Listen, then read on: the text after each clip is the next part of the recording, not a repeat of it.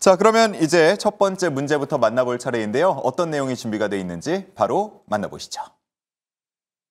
안녕하세요. 김유라입니다. 네, 기나긴 연휴를 보내고 돌아오니까 추석 선물을 다시 한번 받은 기분이었습니다.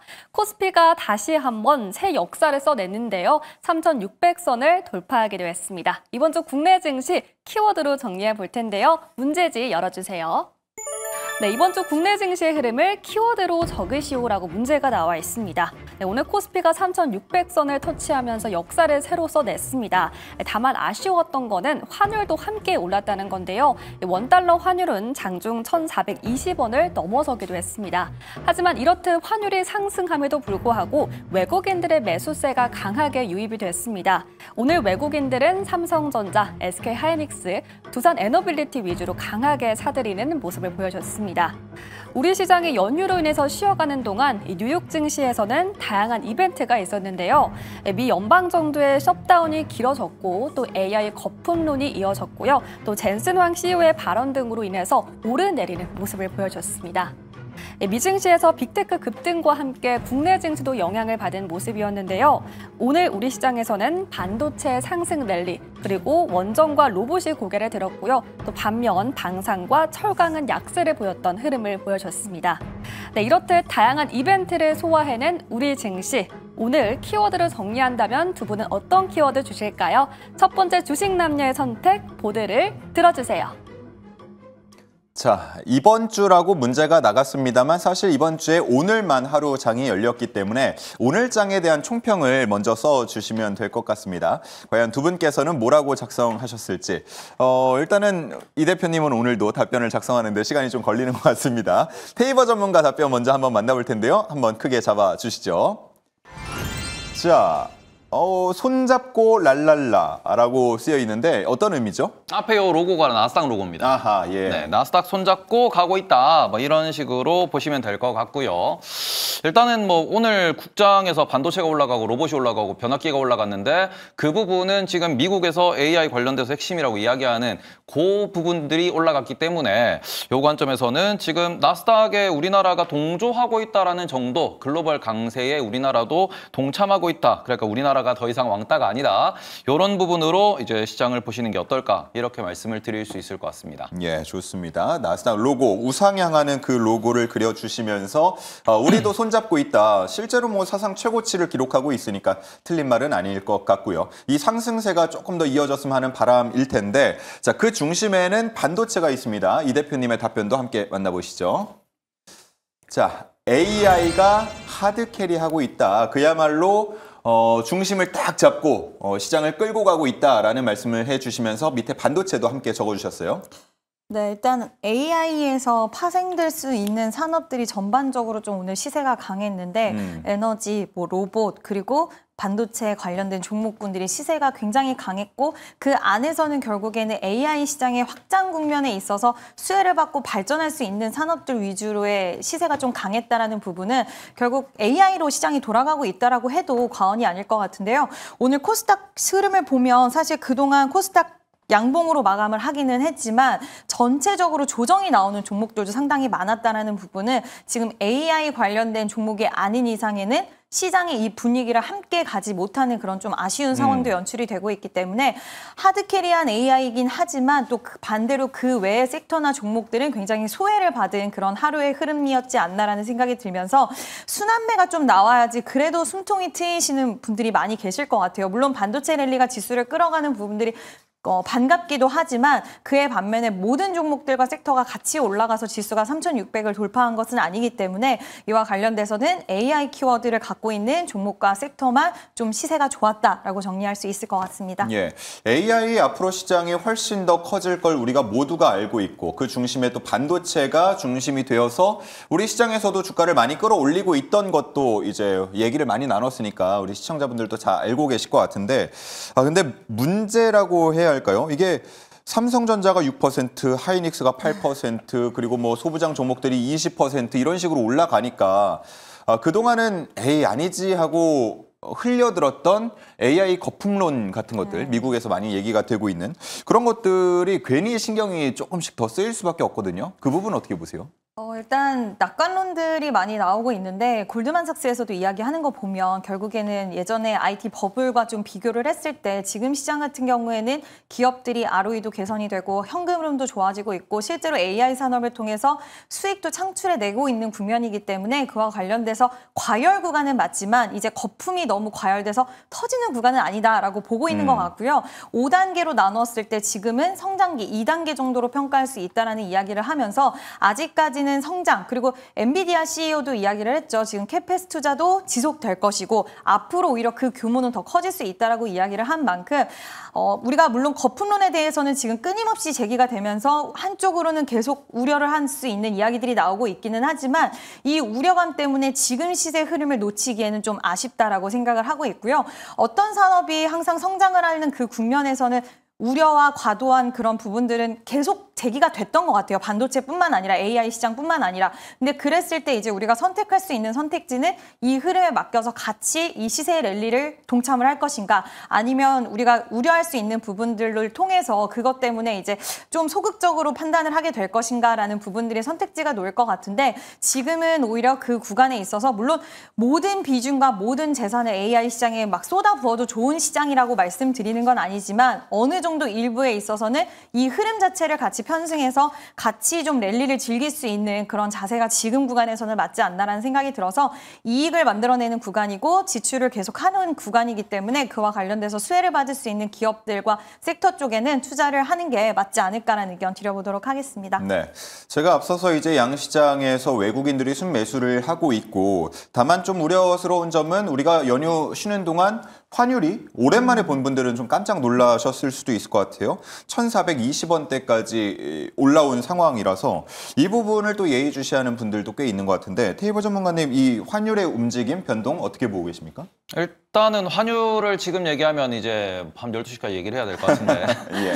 일단 간단하게 말씀을 드려보면 화면이 좀 연결해 주시면은 일단 지금 엔화가 차트를 보셔야 되는데 엔화가 지금 현재 이제 선거가 있는 이후에 타카이치 총재가 당선됐다라는 이슈 이후에 급등하는 모습을 보이고 있고요. 지금 어제도 타카이치 총리가 계속 시장에다가 이제 이야기를 하고 있는데 아베노믹스를 계속 이어나가겠다라고 이야기하고 있습니다. 아베노믹스라고 하면은 돈을 풀겠다. 그게 엔화도 풀고 정부에서도 풀고 기업도 돈 풀어라라고 하는 거다 보니까 지금 일본 증시는 괜찮지만 일본 환율 상황은 상당히 엔화 약세로 가고 있는 모습을 보이고 있습니다. 물론 작년 7월 달에 이제 엔캐리 트레이드가 시작된 시점이 이제 163엔이었기 때문에 아직은 153엔 수준이라서 큰 문제가 없다라고 볼 수 있겠으나 지금 우리나라 원화의 방향성보다는 엔화의 방향성을 좀 더 주목해야 된다라는 점 요거 체크를 해보셨으면 좋겠고 지금 시장에서 AI를 걱정하는 사람은 아무도 없습니다. 말 그대로 미국 빅테크가 실적이 성장한다, 뭐 투자가 계속 유지된다라는 점은 아무도 걱정을 하지 않고 있지만 지금 시장에서 어제 같은 경우에는 제프리스에 대해 가지고 지금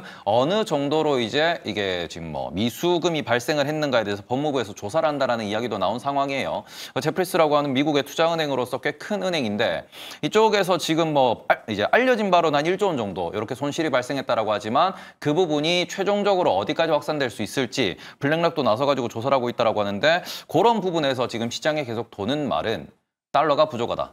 현금이 부족하다라는 이야기가 계속 나오고 있어요. 그래서 지금 이제 우리나라 원화가 이렇게 약세로 가고 있는 게 우리나라 원화만 약세로 간다 그러면 우리나라의 관세 협상이라든지 아니면 우리나라의 뭔가 경제 상황에 대해서 이슈가 나올 수 있겠지만 지금은 엔화도 유로화도 파운드화까지도 모두 다 동시에 이렇게 약세를 보이고 있습니다. 이걸 제가 차트로 열어서 보여드리면은 자, 요 화면을 좀 보여주시면 될 것 같은데요.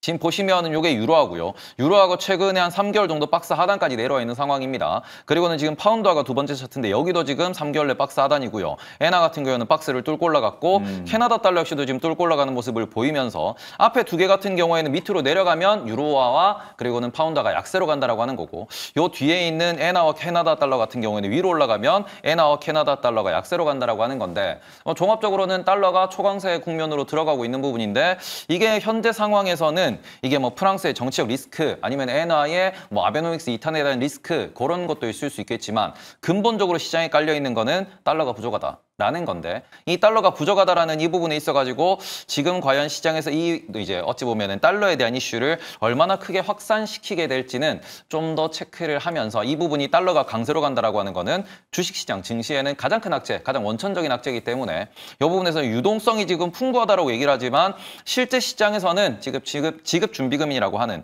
그러한 뭐 현금 달러에 대한 유동성이 부족하다라는 경고음도 나오고 있다라는 점. 뭐 물론 시장에서는 뭐 당장 이야기하기로는 그럼 달러가 부족하면 연준이 나서서 돈 풀어주겠지, 뭐 터지게 냅두겠냐라고 이야기를 하는데 그 부분이 연준의 개입 타이밍이 언제가 되냐에 따라 가지고 시장에서는 이거를 부정적으로 해석을 할 수도 있기 때문에 이 부분을 지금 시장에서는 가장 많이 경계를 하고 있다. 그래서 지금 현금이 많은 분들은 그걸 기다렸다가 만약에 그걸로 조정이 오면 그때 매수하시면 되지 않을까. 뭐 그런 식으로 이제 매크로 시황에서는 달러를 중심으로 지금은 보셔야 될 것 같다라고 정리하고 싶습니다. 예, 앞서서 트럼프 대통령과 관련한 뭐 여러 이야기도 전해주셨는데 미국 연방정부의 셧다운 문제도 뭐 장기화가 되면서 이 부분에 대한 뭐 국내 증시 영향까지도 있을 것인가, 뭐 미칠 것인가 이런 부분도 좀 많이 관심을 갖고 계시거든요. 어떻습니까, 이 부분은? 일단은 지금 뭐 어제자로 나온 것도 이게 뭐 내전 얘기도 나오는 뭐 그러니까 내전이라는 좀 자극적 단어를 쓰고 있는데 뭐 주 방위군을 또 투입을 하고 뭐 시민을 향해서 발포를 했니 이런 얘기들이 계속 나오고 있습니다. 예. 그래서 미국 내에서 이게 아주 좀 양극화라고 하는 좌와 우가